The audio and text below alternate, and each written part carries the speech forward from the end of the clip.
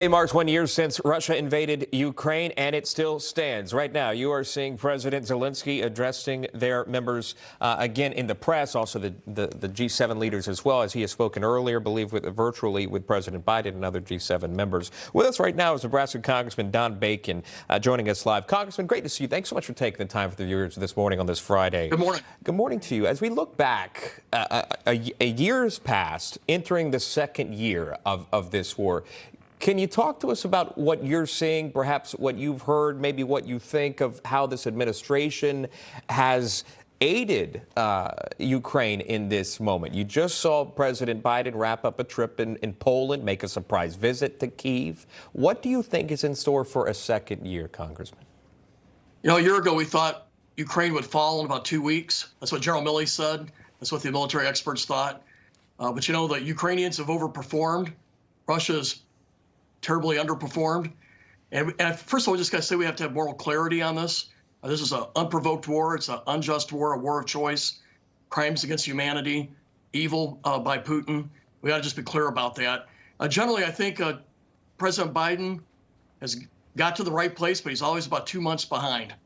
He should have been helping arm Ukraine back in December before the invasion when we had the intelligence. And even after the invasion, he drug his feet. And I would say he started getting more serious about April and May, of after the invasion. He's eventually got there, but he's always a little slow to do what is actually needed. And I think he's too fearful of provoking Russia. But we just have to assume this war is going to go on for a while because it's really up to the Russians. The Russians going to have to stop this or pull out. We're going to have to convince them to do it. And it's going to take continued support by this country to make that happen. You know, Congressman, you mentioned the evils of war that we've seen. There's been civilian casualties, fighters, Ukrainians, Russians who have died in this war, and millions of folks who had to flee their homes, refugees.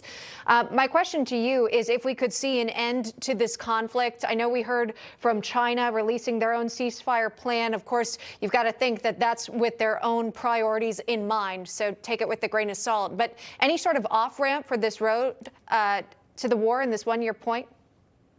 Unfortunately, the only real off-ramp is to have Russia decide that this was not right and to pull back. No, they had to do this in Afghanistan. They eventually pulled out of Afghanistan. At some point, Putin or the people around him or the top generals are going to have to realize that they're losing too many soldiers. Their army has taken a beating. They've lost about half their tanks. Their air force has also been greatly wounded. At some point, the Russians are going to have to say, this war is not worth it. We're not going to win, and to withdraw to some area, maybe not to as far back as we want.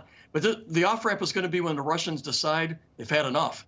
Ukraine can't back down. They're fighting for their lives. They're fighting for their culture, their history. Russia wants to eliminate Ukraine as a country and eliminate their nationality. They see them as Russians, not Ukrainians. So the Ukrainians they're going to fight for their lives until the Russians stop. And they're doing it with the help of the United States, sending over tanks, as well as other countries doing the same and assisting in military aid. Nebraska Congressman Don Bacon joining us live on this Friday. Congressman, thank you. We appreciate it.